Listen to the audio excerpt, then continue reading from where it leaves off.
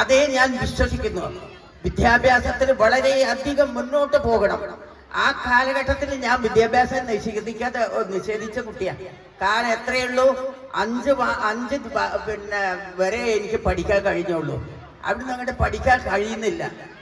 അത്ര വിരോധമായിരുന്നു നമ്മുടെ നാട്ടുകാർക്ക്.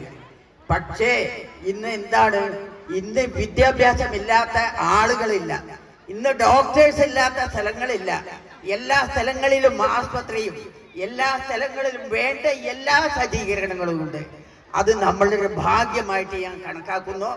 അതുകൊണ്ട് തന്നെ നമ്മളെപ്പോലെയുള്ള ആളുകൾ ഇനിയും മുന്നോട്ട് പോകാനുള്ള ആ ഒരു സന്നദ്ധതയാണ് നമ്മൾ ഇനി കാണിക്കേണ്ടത്.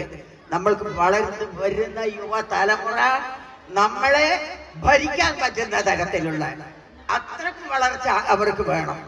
അവർ നമ്മളെ പഠിപ്പിക്കാൻ വരണം. ഇനി അങ്ങനെയൊരു കാലഘട്ടമാണ് നമ്മളിപ്പോ ഇവിടെ നിൽക്കുന്നത്.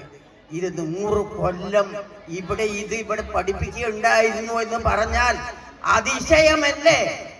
എന്തൊരു അതിശയമാണത്.